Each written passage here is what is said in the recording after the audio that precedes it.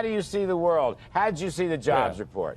Well, this is a very interesting jobs report. I loved it because it was a great test of where we are here.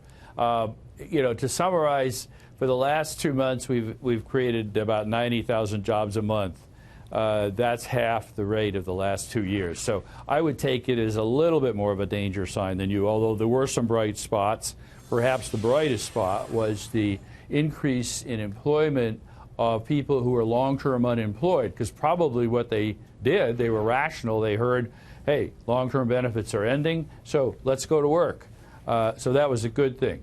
I think one of the things that's very important to consider here is what's the Fed going to do here? I think the market rallied today, and it certainly did rally, because the market's counting on a bad news being a little bit of good news. Oh, that is, that's Fed is very interesting. well, I think the Fed's going to get nervous here. They're not going to do anything. They're not going to change their story next week. But I think what we're seeing is a situation where Janet Yellen does not want to create the Yellen put. Right. There you go. She does not want to be seen as boosting the market. Or I tweeted that. Or I did something like that. No, that's right. I'm thinking along the same line.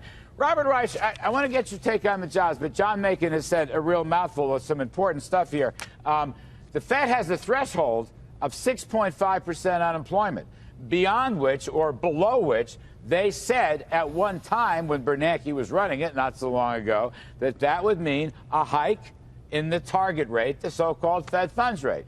Now, we're at 6.6 in unemployment, Robert Reich. 6.5% could come next month. Do you think the Fed will keep its credibility and raise the target rate, or will they just throw it out the window?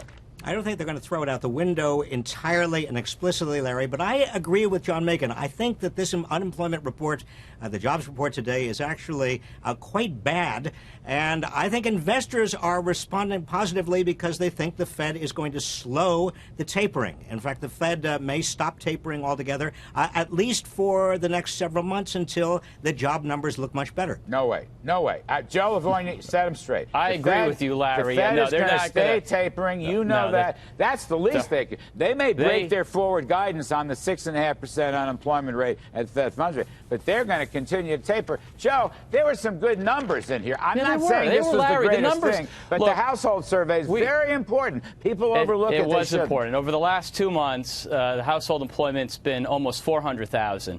The payroll numbers the last 2 months are horrible. There's no question. But I would argue if you look at leading indicators of the labor market, jobless claims lower in January versus December. The NFIB hiring plans are relatively high. Manpower survey. Larry, within the data this morning, all the weakness was in services, which runs completely counter to the multi-year high we saw in the employment component of the non-manufacturing ISM. So I'm actually more upbeat than you are for 14. I think growth is a point higher at 3.5. So I'm not worried by these numbers.